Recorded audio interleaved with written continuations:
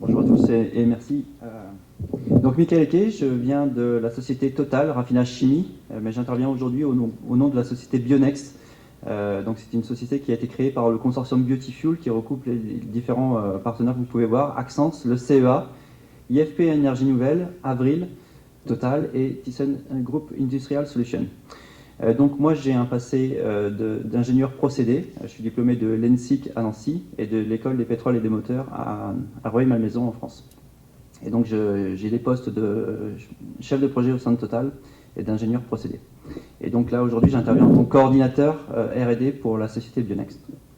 Donc je vais commencer directement la présentation de notre projet qui est une des réponses possibles à l'émergence des carburants, des biocarburants et des biocarburants de seconde génération. Donc, le contexte dans lequel on s'inscrit, vous le connaissez, plusieurs générations de carburants. La première génération qui utilise la partie noble de la plante, donc la graine, que ce soit du blé, du tournesol, du colza, à partir duquel on peut faire de l'éthanol, des esters. Et ça, aujourd'hui, en Europe, en France, on en a déjà dans nos réservoirs. Mais cette possibilité a certaines limites en termes d'incorporation liées aux spécifications des moteurs, liées à la nature des molécules, que ce soit d'éthanol ou d'ester. Et si on veut atteindre des objectifs d'incorporation supérieurs, notamment dans le cadre des directives européennes et déclinées à l'échelle nationale en France, il faut compléter cette première génération par ce qu'on appelle la seconde génération, qui, elle, va essayer de valoriser la partie résiduelle, entre guillemets, même s'il n'y a jamais de résidus, de la plante. Donc là, on va partir plus sur des plantes, sur la partie paille, de la partie de la tige, ou sur des rémanents forestiers, voire sur des cultures énergétiques dédiées. Et donc, dans cette filière, on distingue la voie thermochimique et la voie biochimique.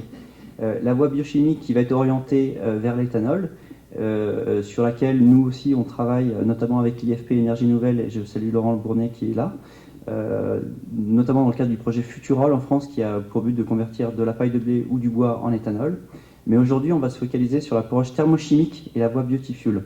Donc la voie thermochimique, c'est typiquement, on va mettre un peu de chaleur dans tout ça, on va extraire des molécules et on va essayer de les recombiner schématiquement. On verra tout ça plus en détail tout à l'heure. Et enfin, une fois que la seconde génération sera mature et sera sur le marché, on envisagera éventuellement la troisième génération. La troisième génération, c'est une conversion du CO2 par des algues, mais là on tombera ensuite sur des procédés connus parce qu'on passera par soit l'esterification, soit par la fermentation pour faire de l'éthanol. Donc je vous propose de regarder un petit peu un film sur le projet Biotifuel de manière très synthétique. Et après, on rentrera dans le détail du consortium, des enjeux associés. Les transports sont confrontés aujourd'hui à un double défi. Une demande croissante de mobilité combinée au réchauffement climatique. Seul un mix énergétique composé de sources fossiles et renouvelables permettra de préserver ressources et environnement et de répondre à cette demande. Comme le rappelle l'Agence internationale de l'énergie, les biocarburants de deuxième génération, en complément de ceux de première génération, constitue une solution alternative concrète pour accélérer la transition vers une offre plus diversifiée et plus respectueuse de l'environnement. Aujourd'hui, 6 acteurs de référence du domaine de l'énergie s'associent pour créer le projet Biotifuel. Leur objectif est de développer et de commercialiser une chaîne industrielle de production de biocarburants de deuxième génération. Destinés à l'automobile et à l'aéronautique, ces biocarburants sont issus de la transformation de la biomasse lignocellulosique, tels que les déchets forestiers, la paille ou les cultures dédiées. Pour leur mise au point, les partenaires de Biotifuel vont valider la faisabilité technique et économique de technologies de production innovantes sur 2 installations pilotes. La voie thermochimique, qui permet de transformer la biomasse en biogazole et en biokérosène, est la voie retenue pour ce projet. Biotifuel a choisi la flexibilité en privilégiant le concept novateur de cotraitement qui permet de compléter la biomasse par des charges fossiles. Le cotraitement assure ainsi un approvisionnement constant des usines lorsque la biomasse subit des variations saisonnières. La chaîne de production de Biotifuel se déroule en 4 étapes. Tout commence avec le pré-traitement. Lors de cette première étape, la biomasse est séchée, broyée, puis préconditionnée par torréfaction. Ce traitement permet, lors de l'étape de broyage finale, d'obtenir une poudre présentant les caractéristiques requises pour une injection optimale dans un gazéifieur. Cette étape de torréfaction se déroulera à Venette, près de Compiègne, les étapes suivantes ayant lieu à Dunkerque. La deuxième étape est la gazéification. Le solide torréfié est acheminé jusqu'au second site où, en présence d'oxygène et à très haute température, il est transformé en gaz de synthèse dans un gazéifieur. Ce gaz de synthèse doit être d'une grande pureté et avoir une bonne composition pour pouvoir être transformé en carburant liquide. La purification est l'objet de la troisième étape et consiste notamment en des procédés de lavage à base de solvants physiques et chimiques et de catalyseurs. Dernière étape, la conversion finale par procédé de synthèse dit Fischer-Tropsch. Cette opération convertit le gaz de synthèse purifié en un mélange liquide d'hydrocarbures. L'ensemble de ce process permet la production d'un biogazole et d'un biokérosène de haute qualité environnementale, notamment en permettant une réduction importante des émissions de CO2. Biotifuel permettra de développer et de valider une technologie de production de biocarburants qui seront entièrement compatibles avec tout type de moteur diesel et turboréacteurs d'avion. Commercialisable dans le monde entier, cette technologie sera sur le marché d'ici à l'horizon 2020. Grâce à une démonstration à grande échelle, Biotifuel contribuera au développement des énergies du futur en répondant aux défis environnementaux du XXIe siècle.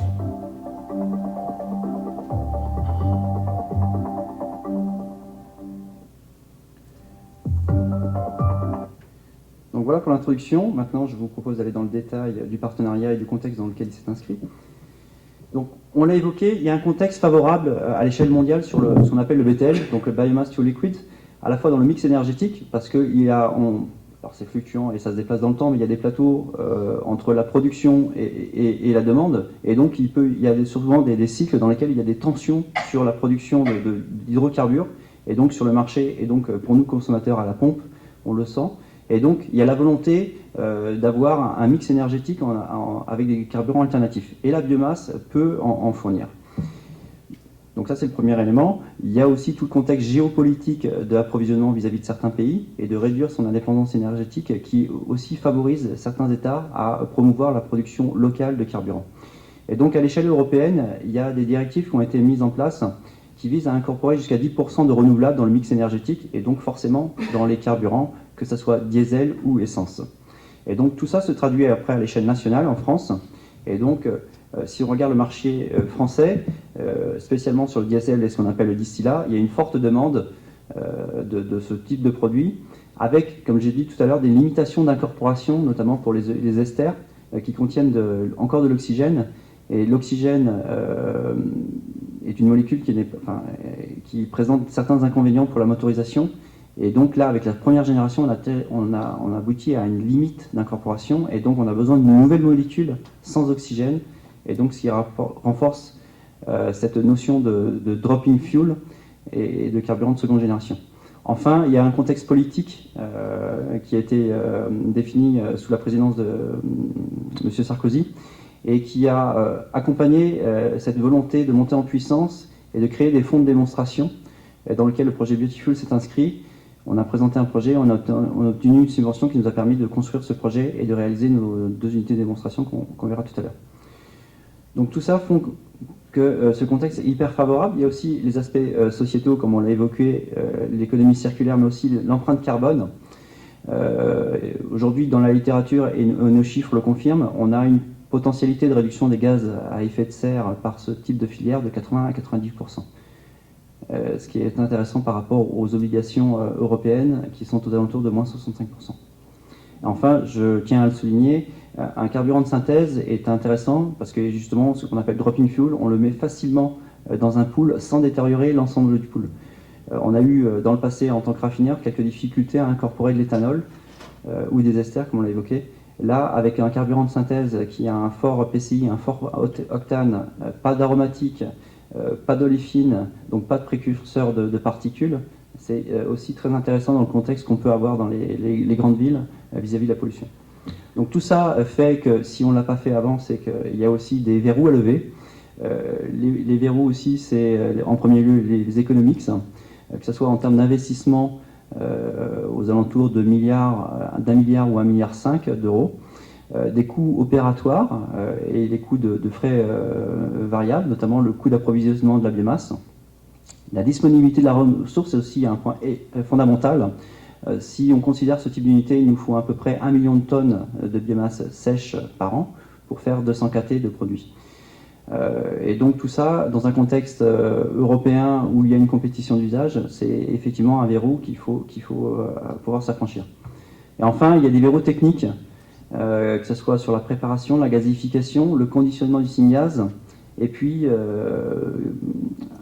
un verrou important quand même, c'est il y a un ensemble de technologies à assembler, et ça se fait pas n'importe comment, même si ces technologies sont plus ou moins matures. Il faut savoir les intégrer pour aboutir à quelque chose de fiable et d'opérable avec des stream factors de UV Miller, comme on l'a dans l'oil and gas. Donc, des perspectives qui ont été envisagées pour limiter ces effets ou améliorer les economics, on l'a vu dans le film, c'est le coprocessing entre des charges fossiles et des charges renouvelables.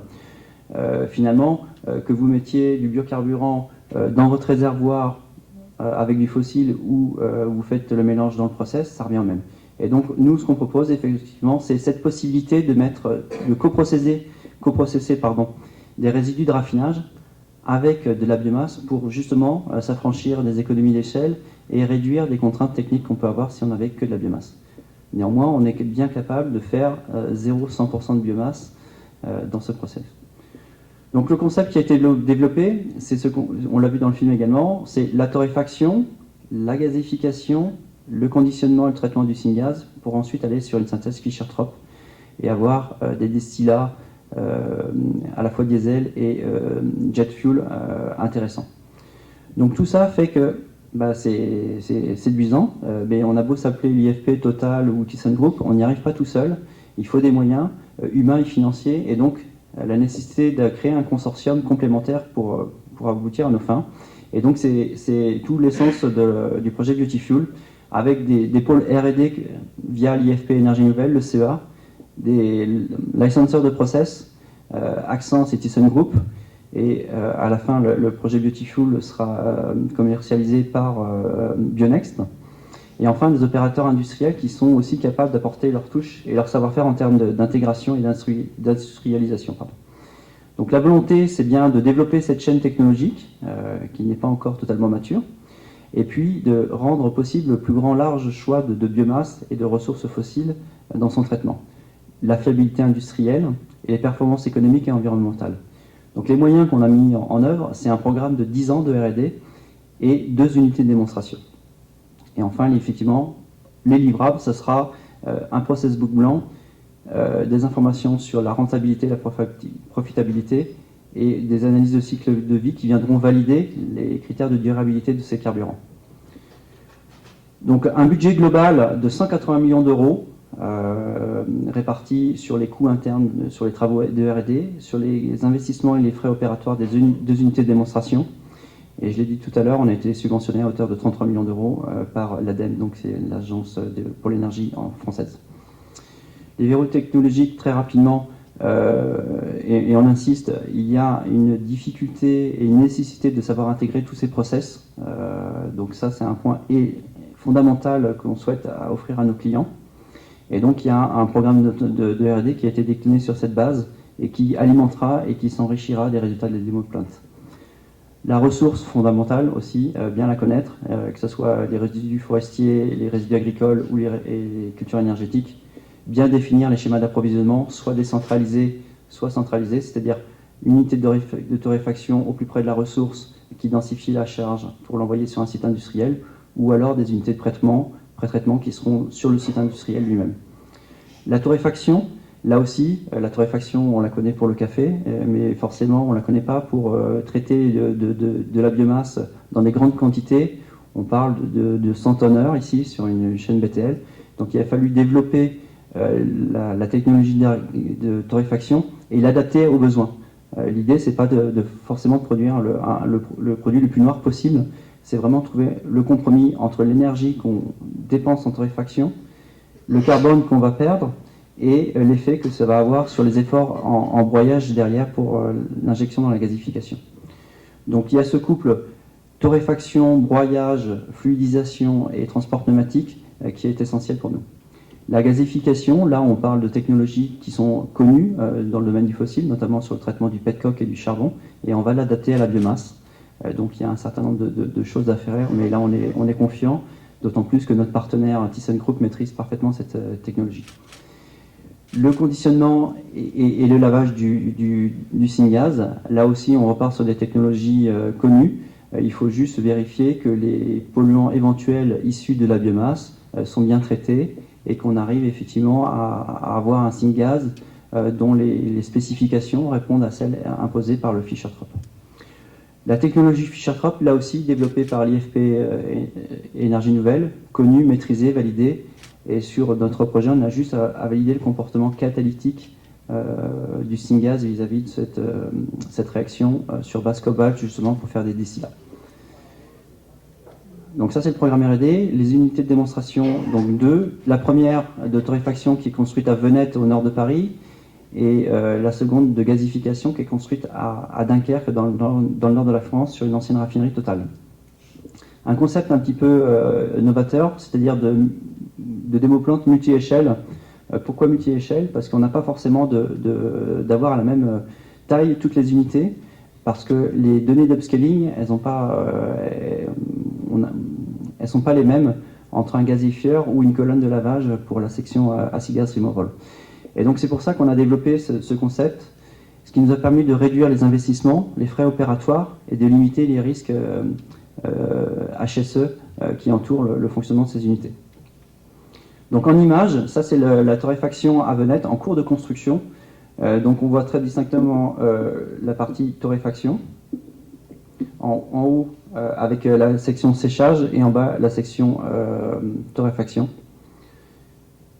Là c'est l'ensemble terminé. Donc là on est en cours de commissioning et on le démarrera le mois prochain. Là c'est le site de Dunkerque de gazification.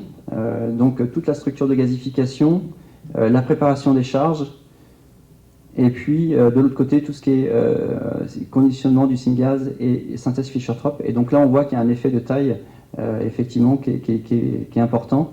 Et finalement on va traiter une toute petite partie de notre syngas dans les étapes de conditionnement et de purification. Là c'est une photo du gazifieur en cours d'installation.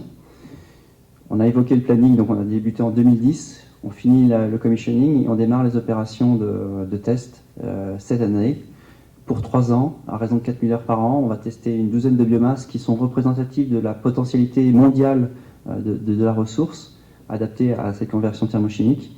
Et on a aussi des opportunités pour faire des tests pour des clients.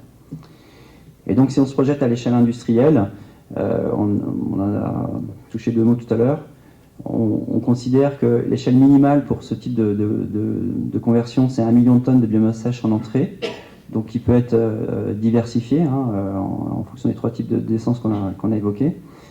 Et pour une production de 200 KT, principalement orientée diesel. Donc des structures de rendement aux alentours de 20%, un rendement énergétique 50%. Les investissements, on en a parlé tout à l'heure, c'est l'ordre de 2 milliards quand même. Et donc justement, le fait d'adosser ces unités à des sites industriels aussi permet de trouver des synergies et de réduire les coûts de production.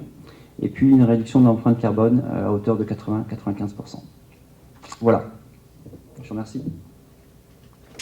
Merci pour l'invitation. Vous allez voir qu'il y a beaucoup de diversité dans le secteur des biocarburants. Divers types de matières premières, diverses technologies et souvent différents biocarburants aussi qui sont produits. Donc, on est vraiment dans l'ère de la diversification énergétique et il y a beaucoup plus d'alternatives qu'il y en avait autrefois. Donc, je vais vous présenter un peu l'histoire d'Enerchem, qui est une entreprise québécoise qui a développé une technologie exclusive, brevetée. Donc, Enerchem n'est pas un intégrateur de technologies existantes, mais on a développé notre propre procédé intégré de production d'éthanol et de méthanol à partir de matières résiduelles urbaines. Donc, nos déchets, notre poubelle, donc les matières non recyclables et non compostables. Donc, je vais commencer par une petite vidéo pour mettre en contexte et après, je vais présenter. Pas de problème. J'ai mis la présentation. Bon, moi, je pense que je mets...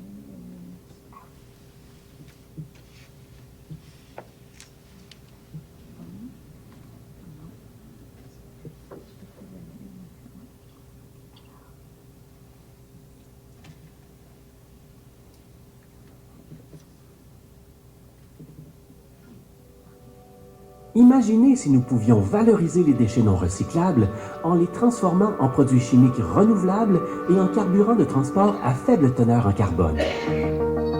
Voilà la proposition d'Enerkem. Le procédé breveté de recyclage chimique d'Enerkem transforme les résidus riches en carbone, comme les matières résiduelles, en un gaz synthétique. Une fois nettoyé et conditionné, ce gaz est converti en biocarburant et en produits chimiques renouvelables. Ces produits peuvent ensuite être utilisés directement ou entrer dans la fabrication d'une multitude de produits finis. Enerkem allie sa technologie à son équipe d'experts reconnus pour offrir une solution des plus concurrentielles. Comment fait-elle? Elle utilise une matière première des plus économiques, les déchets déjà collectés et disponibles en abondance. Une solution de rechange intelligente à l'incinération et à l'enfouissement, en plus d'être complémentaire au recyclage et au compostage. Une façon efficace de réduire les émissions de gaz à effet de serre et la dépendance aux énergies fossiles. Enerkem est en mesure de construire et d'exploiter des usines dans le cadre de projets clés en main. Elle peut aussi former des co-entreprises avec des partenaires industriels. Dans ce cas, elle accorde des licences d'exploitation de sa technologie, fournit des équipements fabriqués sous forme de modules et s'occupe de l'assemblage sur place. L'approche de construction modulaire et évolutive de l'entreprise permet aux bioraffineries d'Enerkem d'être mises en œuvre rapidement et efficacement, peu importe l'endroit dans le monde. Enerkem peut vous aider à développer l'économie de demain. Une économie circulaire qui repose sur l'innovation et où les déchets ne sont plus un problème, mais plutôt une ressource pour la fabrication de produits durables.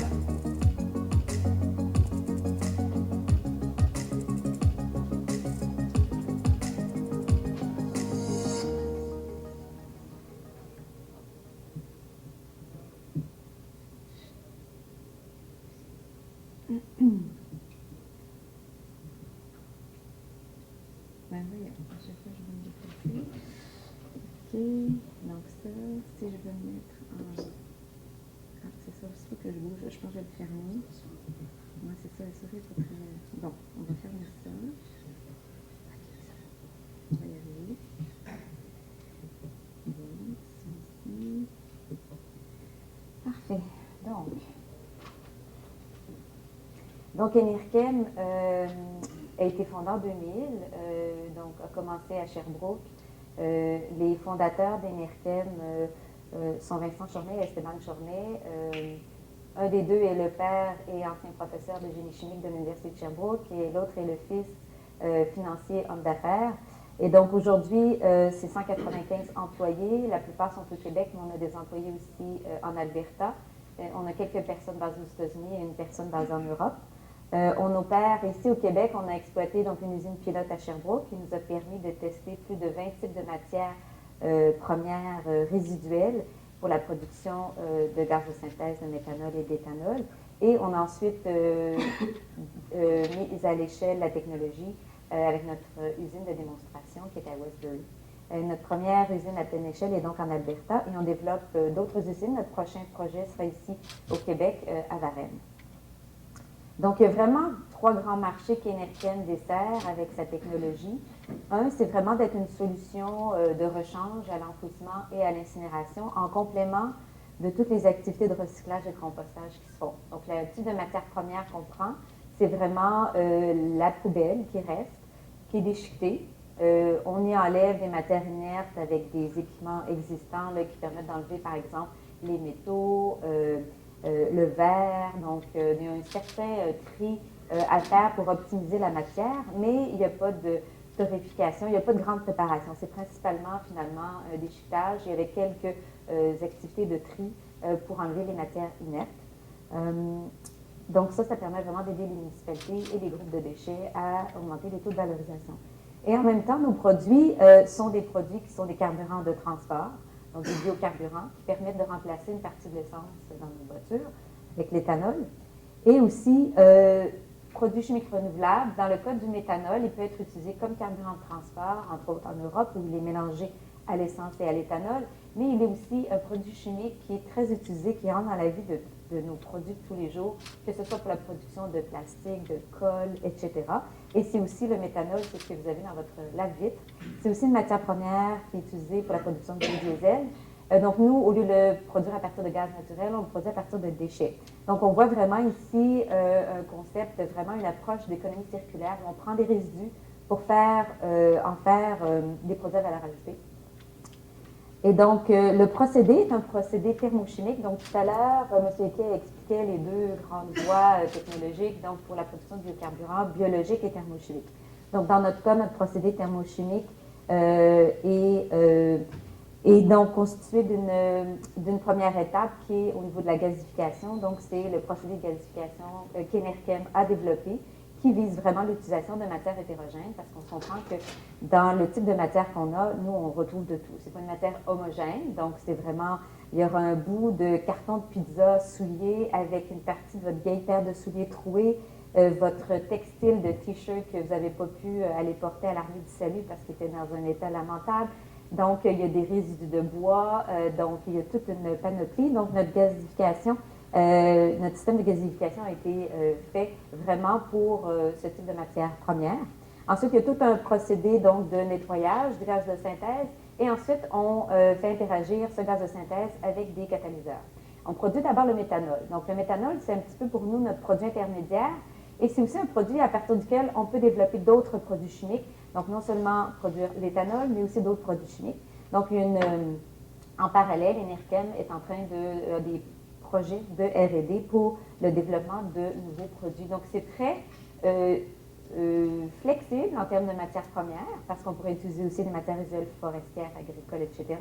Et c'est une approche multiproduit, parce qu'Enerkem a la possibilité, en fonction des marchés, donc de varier aussi sa production avec la même technologie.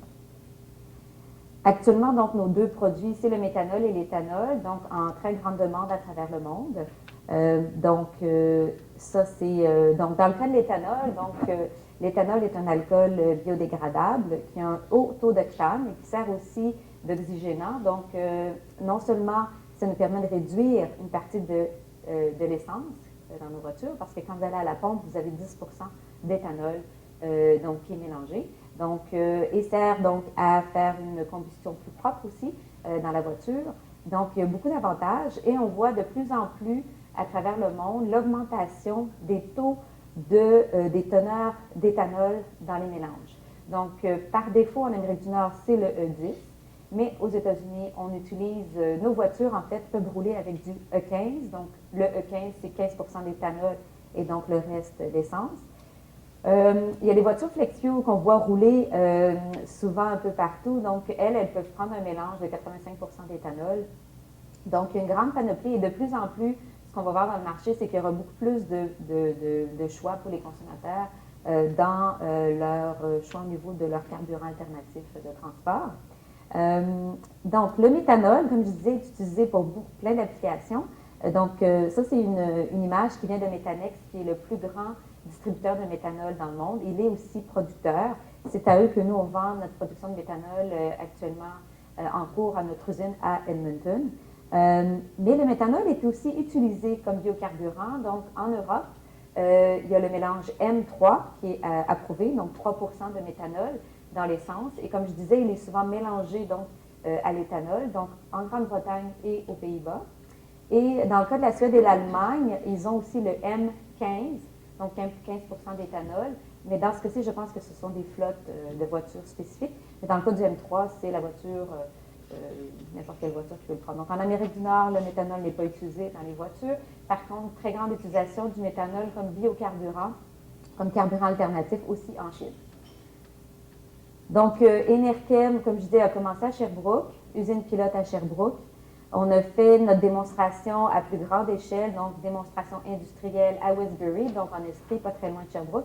On l'a fait en 3 phases. D'abord, commencer notre production de gaz de synthèse en 2009, production de méthanol autour de 2011 et ensuite production d'éthanol à partir de notre méthanol en 2012. Donc, on a pris une approche très rigoureuse en termes d'étapes. Ici, on parle une invention industrielle, le développement technologique d'un nouveau procédé. Donc, il y a plusieurs étapes dans tout ce développement technologique-là. Et on parle vraiment de procédés donc, industriels. Et donc, maintenant, on est à pleine échelle, donc à Edmonton. Donc, aujourd'hui, notre usine à Westbury, son rôle, je dirais, central a été de faire une dernière validation avant de faire notre usine de pleine échelle. Donc, au niveau des validations, au niveau du procédé et tout ça. Aujourd'hui, son rôle est davantage sur des projets de développement, donc de nouveaux produits. C'est aussi là où on a fait la formation de nos opérateurs. Donc, on a aussi des activités d'amélioration continue de notre procédé qui se font aussi à notre usine à Westbury. Donc, l'usine d'Edmonton, d'Enerchem à Edmonton, c'est en partenariat avec la ville d'Edmonton. Nous sommes sur le site de gestion intégrée des matières résiduelles de la ville. Je vais vous montrer un petit peu une carte tout à l'heure.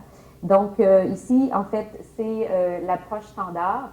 Une usine standard Enerchem, une unité, c'est 100 000 tonnes sèches et la production d'environ 40 millions de litres d'éthanol et de méthanol aussi, on peut varier. On a reçu la certification du International Sustainability and Carbon Certification. Ça, c'est pour vendre notre méthanol en Europe comme biocarburant. Et donc, ça confirme qu'on rencontre les minimums de réduction de GS de 60% et aussi toute la traçabilité, donc biocarburant certifié. Ça, c'est la photo de l'équipe lors de la vente de nos premiers litres de méthanol l'année dernière. Actuellement, on est en train de finir la construction de l'îlot qui va convertir le méthanol à l'éthanol. Donc, on va pouvoir, à partir dans quelques mois, donc cette année, vendre aussi donc, de l'éthanol. Donc, notre marché, je dirais, d'intérêt en Amérique du Nord, c'est l'éthanol. Un grand marché. D'un point de vue prix, c'est très intéressant de vendre l'éthanol par rapport au méthanol. Dans le cas de l'Europe, ou si on est proche de l'Europe, vendre le méthanol comme biocarburant, ça peut être intéressant. On a aussi un incitatif quand on utilise des déchets comme matière première pour la production de biocarburant en Europe, où on a un effet double. Ils appellent ça le double counting.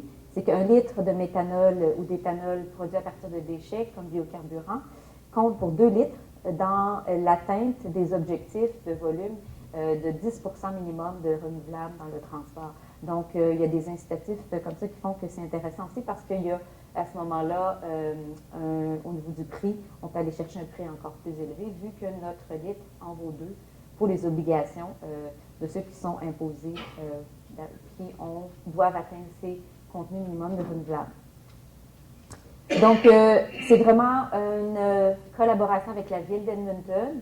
La ville d'Edmonton a déjà un haut taux de valorisation d'environ de plus de 50% avec le recyclage et le compostage. Et eux voulaient augmenter leur taux de valorisation à 90%. Donc, c'est à travers un processus d'identification des technologies dans le monde qu'on a commencé à travailler avec eux. Ils nous ont sélectionnés et on a regardé comment on intégrait tout ça. Nous, comme je disais, on est sur le site. Le numéro 1, c'est l'édifice numéro 1, c'est le centre de tri et de préparation de matières premières. C'est là où la poubelle arrive. À Edmonton, ils ont une collecte à 2 voies et ils font la séparation de la matière putrescible, donc de façon mécanique. Donc, la poubelle arrive avec le putrescible dans l'édifice numéro 1. Elle est séparée et la partie putrescible s'en va donc à l'édifice numéro 3, qui est une des plus grosses usines de compostage en Amérique du Nord. Et le bac, lui, de recyclage s'en va au numéro 2. Et donc, nous, c'est le restant, donc ce qui n'est pas recyclé, ce qui n'est pas composté, qui est la matière première. Et il y a un convoyeur qui est connecté à notre site à nous, qui est le numéro 4. Donc, vraiment intégré. Il y a Alberta Innovates Energy and Environment Solutions, qui est aussi un partenaire dans ce projet-là. Et donc, on va pouvoir aider donc, la ville à atteindre son objectif de 90% quand on sera à pleine capacité. Et donc, ici, on voit les modules, l'approche modulaire d'Enerchem. Donc, l'usine à Edmonton a été en grande partie construite au Québec parce que finalement, la plupart de nos fournisseurs pour la fabrication d'équipements sont ici au Québec. Donc, on favorise le réseau québécois d'équipementiers. Il y a une très belle expertise qui est intéressante, que ce soit les fabricants de vaisseaux pressurisés, du secteur des pâtes et papiers, etc. Donc, pétrochimiques aussi. Donc, nous, c'est intéressant de pouvoir offrir des contrats à nos fabricants ici du Québec. Ça, c'est la prochaine usine donc d'Enerchem. Même modèle que celle d'Edmonton. On va le faire aussi en 2 phases. Production de méthanol d'abord, ensuite éthanol. 100 000 tonnes sèches.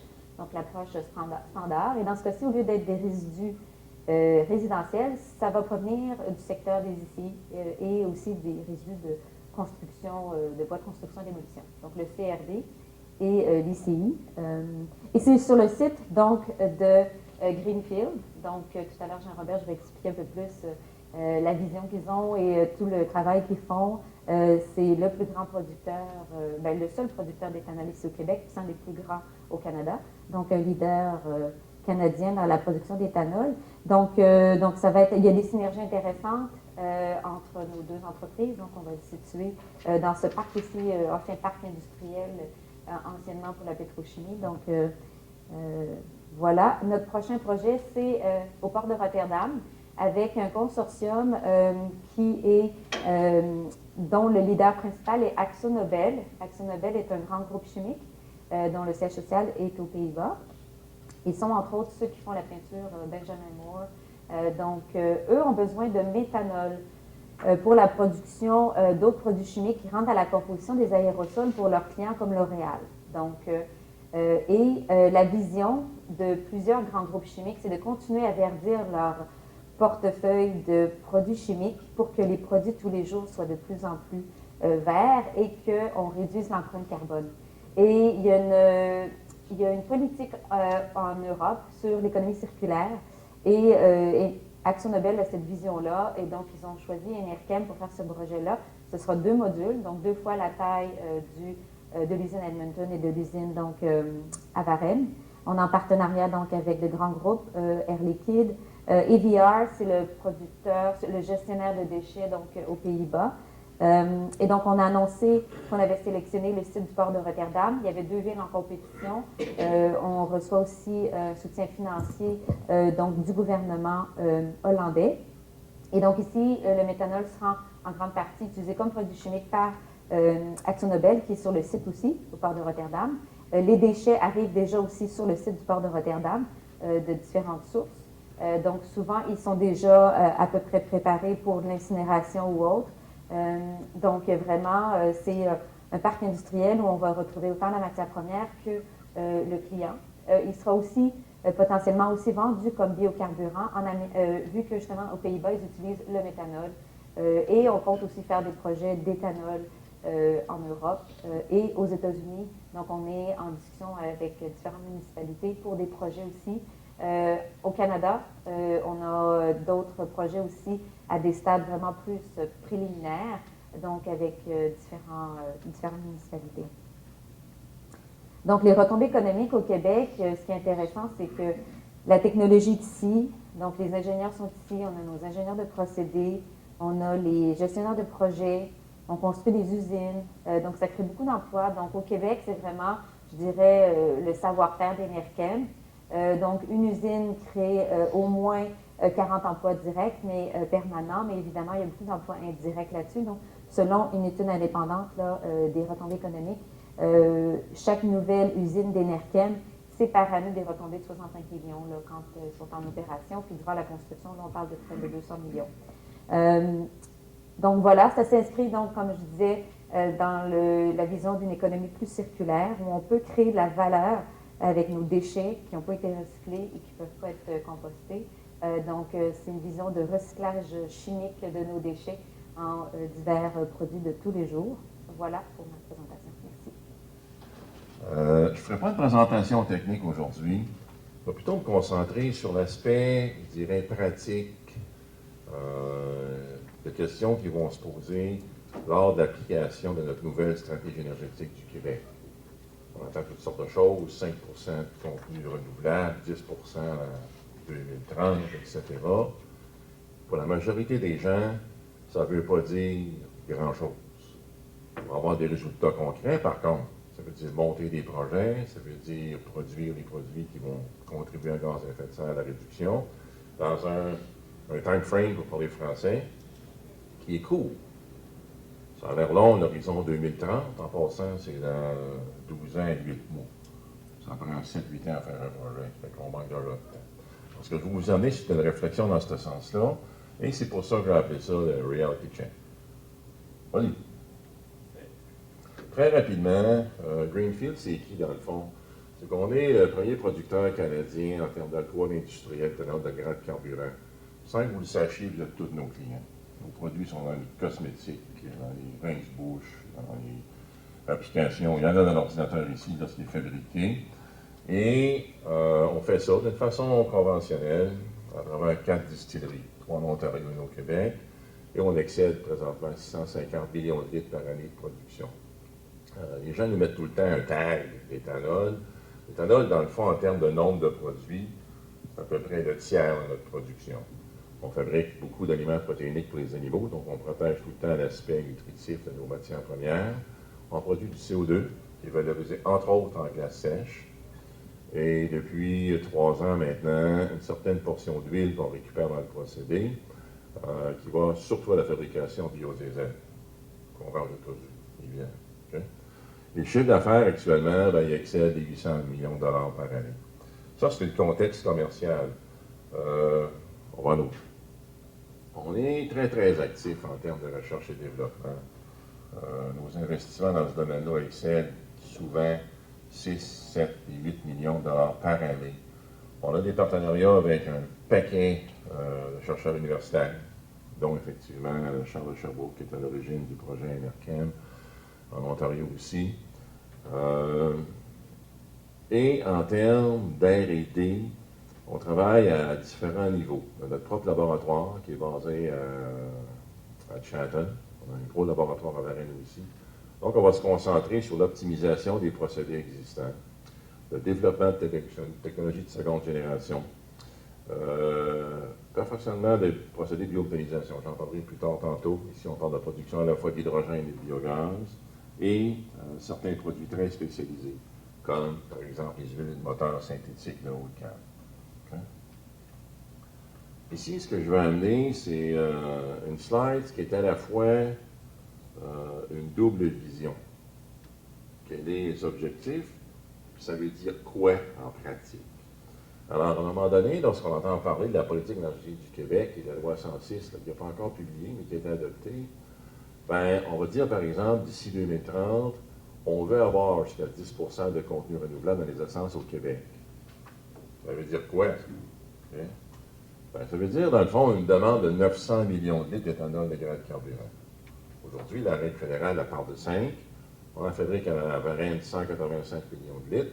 Puis 300 quelques qui marchent, 315, est directement importé du Midwest américain. Donc, il y a un trou à combler de 700 millions de litres. Ça veut dire quoi, ça, 700 millions de litres? Bien, si on prend des exemples avec ce que Marie-Hélène disait tantôt, un module NRChem, ça fait 40 millions de litres. Ça veut dire pas loin de 20 modules. Ça trompe-tu? 20, 40, OK? 20. Pas un, pas 4. 20 d'ici les 12 prochaines années.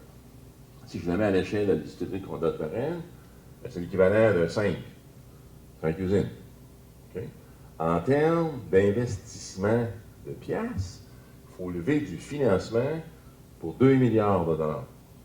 Les mêmes genres d'ordre de grandeur qu'on parlait tantôt avec notre invité de la France. Okay? Il faut aussi parler de matières premières. Ça en prend comment de matières premières? Toutes les technologies confondues. Sans s'ostiner, on fait du 400 litres ou 312. Ça fait à peu près entre 1,5 million et 2 millions de tonnes de matières premières. Il faut penser à ça. Okay? Il faut penser aussi au restant. On parle de biodiesel. Puis là, il y a différentes choses qui se discutent. Il y a des gens qui poussent pour en avoir beaucoup plus. Je ne connais rien dans le biodiesel, mais Simon connaît ça comme il faut. On a des questions tantôt, je vais switcher. Okay? Et si on parle qu'effectivement, 10 on parle de l'ordre de 500 millions de litres par année. Au Québec, on en fait une cuillère à soupe aujourd'hui. Donc, ça veut dire, ça, un très, très gros volume à développer, beaucoup de projets. Puis, tout le monde, tantôt, compétitionne avec à peu près le même genre de matières premières. Il y a un élément aussi de la loi 106 au niveau du gaz naturel. Le gaz métro aura une obligation aussi d'un certain contenu de renouvelable dans son réseau. Et là, on parle de 5 5 de gaz naturel au Québec renouvelable, ça représente 10 milliards de pieds cubes par année, ça. Ça veut dire des investissements de l'ordre de 1,7 à 2 milliards de piastres. Et il y a encore un coût, à peu près 1 700 000 tonnes de matières premières par année. En bout de piste, tantôt, ben, tout le monde va compétitionner quasiment autour des mêmes matières premières. S'il y en a parmi vous qui avaient assisté à l'atelier de la biométhanisation, le Québec a son programme qui a annoncé depuis 2009. Les usines sont en construction présentement. On en fait une à Varennes, je vais vous montrer tantôt. Ben, si on prenait tous les déchets organiques du Québec pour les biométhaniser, pour produire un gaz naturel renouvelable, pour rentrer dans le système de gaz métro, c'est pas encore assez pour produire 10 milliards de pieds cubes par année. Alors, le point que je vais essayer d'amener du point de vue pratique, c'est que oui, c'est le fun d'avoir des politiques, oui, c'est le fun de dire on va mettre des 5 des 10 partout. Tantôt, là, ben, il y a des conséquences à ça. Donc, il y a des très, très grandes opportunités. Si vous voulez faire le business, c'est le temps. Des projets de 2 milliards de piastres, ça va être le fun. On va en faire un grand bout. Puis, ce qu'il faut penser, c'est comment est-ce qu'on va pouvoir les réaliser. Je peux sortir un autre. Okay? Là, je m'en viens de mon côté pratique. Je sautais un petit peu tantôt. 2030, ça a l'air loin. Tout le monde pense qu'on peut faire une série de projets là-dessus. Hey, c'est demain matin. OK? Puis quand on parle qu'on monte des projets, ben, un vrai projet qui est prêt à être implanté, ben, il va prendre facilement de 5 à 7 ans. OK? C'est pas une question de technologie, c'est pas une question de matière première, ça prend un terrain, ça prend des ententes commerciales, ça prend des licences, ça prend des permis, ça prend des contrats, ça prend un paquet d'affaires. Et là-dessus, je ne compte pas la phase R&D. On va tout le temps prendre une association qu'on a avec NRCan. Ben, les recherches ont commencé en l'an 2000. Le professeur Chornette a commencé bien avant ça. L'usine va rentrer en construction là, au mois d'août. Right? À Varennes. Je parle de Varennes. Okay? Donc, ça fait long, ça. Mais qu'il faut penser à ça. La stratégie énergétique a été annoncée. C'est beau. Ça fait rien, là. Tous les pays, surtout en Amérique du Nord, ont des règlements, en bon français, un RFS, puis un LCFS, qui doivent être mis en place. C'est pas encore là. Okay? Tant que ça, c'est pas là, on ne va pas bouger avec nos projets, parce qu'il faut s'assurer que nos règlements québécois sont en compétition correcte avec ce qu'il y a dans le restant du Canada et ce qu'il y a aux États-Unis. Comme ça, on va les bâtir là-bas, ça nous paye plus. Okay? Quand je parlais tantôt de matière première, ben, aujourd'hui, une matière qui n'a pas de valeur, parce qu'elle n'est pas encore valorisée, tantôt, on va en avoir une. Ce qui veut dire que si on y donne une nouvelle vie, si on la recycle, si on la valorise, ben, à un moment donné, ce qui est un déchet qui aujourd'hui, on paye pour l'enfouir, ben, tantôt, on va être 3-4 à la porte du même personne qui gère le déchet. Je dis, ben, comment ça va me coûter? Ça va grimper. Okay? On le voit l'exemple avec les cimenteries. Ils ne peuvent plus mettre du charbon, ben, qu'est-ce qu'ils font? Ils prennent les mêmes déchets que nous on peut utiliser pour faire des affaires. Okay? Et il faut aussi penser beaucoup à l'état de la technologie. On est tous pareils, on va dans des conférences partout dans le monde, tout le monde, on regarde les nouvelles technologies, on développe des choses, on met beaucoup d'argent. On est rendu où, sincèrement? Okay? Ben, les technologies, je dirais, qui sont prêtes à être implantées à l'échelle industrielle, sont les technologies du côté de la thermochimie.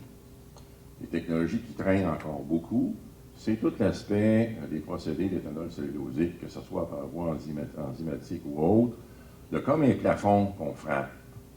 Puis à un moment donné, ben, tu n'es plus capable d'avoir des rendements, etc., intéressants. C'est pour ça que ces projets-là, à date, ne vont pas de l'avant. J'ai certaines slides que je n'ai pas mis dedans, mais il y a combien de projets qu'on a répertoriés? 24? Puis il en reste combien? 2. Alors, si on prend, par exemple, les dernières années, là, il y avait 24 projets sérieux en éthanol cellulosique en Amérique du Nord. Puis il en reste peut-être 3 ou 4. Okay? À un moment donné, les compagnies s'essoufflent, soit qu'ils font faillite, il y a des compagnies qui abandonnent strictement le milieu en disant mais c'est plus notre core business. Okay? Donc, quand on parlait tantôt de notre 700 millions de litres additionnels d'alcool qu'il faudrait qu'on fasse au Québec, il faut penser aussi quelles technologies qui sont toutes fins pratiques, soit mûres ou du moins l'horizon prévisionnel assez court, pour être capable de penser et capitaliser sur ces choses-là avant 2030. On parle souvent dans nos conférences du complexe de bioraffinage de Varennes. Marie-Hélène en a montré un morceau tantôt. Et c'est un concept qu'on véhicule depuis maintenant 5-6 ans Je n'ai pas voulu faire un graphique trop compliqué. Je vous compte une maudite menterie quand je vous dis G, parce que c'est Alain qui l'a fait. Alors, dans le fond, c'est de la façon de l'imbriquer, puis d'intégrer effectivement le concept de complémentarité des procédés. Okay? En passant, si on veut être capable d'avoir des résultats tangibles en termes de réduction de gaz à effet de serre pour les nouvelles technologies, encore une fois, il faut arrêter de travailler en silo. Les technologies sont complémentaires les unes aux autres. Il faut travailler dans ce sens-là, puis c'est comme ça qu'on obtiendra des résultats probants. Alors, dans le premier bloc, en haut, dans le fond, c'est l'usine qui était existante, qu'on a construite en 2005-2006. C'était son 10e anniversaire, mardi passé, avant-hier. Et on alimente présentement nos marchés, aliments protéiniques, éthanol du Québec, CO2 biologique, notre huile, en servant les marchés qu'on disait tantôt. Quand on parle de réduction de gaz à effet de serre, il faut voir les procédés dans leur globalité. C'est pas qu'une question technique, c'est une question de localisation, c'est une question de transport, c'est une question de rendement énergétique, etc. Alors, une des choses qu'on a faites présentement, qui est en construction, c'est... T'as-tu une pointeur? Ça va-tu jusque là? Oui. On va y en faire un pointeur. Okay. Alors, on voit ici MRC, CEMEX. Ça, c'est un projet en biométhanisation dans lequel on est partenaire. On travaille avec nos 3 MRC locales. Et à partir des matières organiques municipaux, par biométhanisation, on produit effectivement un biométhane qui, lui, revient dans la distillerie ici pour réduire d'autant le gaz naturel utilisé dans la production. Quand on regarde ça sur l'ensemble du cycle, ça vient utiliser, ça vient baisser. Puis, le digestat qui est utilisé, lui, avec les producteurs agricoles qui nous alimentent en grains. À travers différentes recherches, on a ici l'association, ça s'appelle CRB Innovation. Ça veut dire Charnet, le même professeur que Nerken. Et là, les études sont suivantes, c'est de produire des sucres fermentables à travers de différentes matières. La technologie est développée à Westbury aussi. Et là, on parle de la préparation des mélasses. La fermentation, la distillation, la déshydratation se fait à Varennes. Donc, on a une usine de démonstration qu'on a construite l'an passé, qui est opérationnelle maintenant.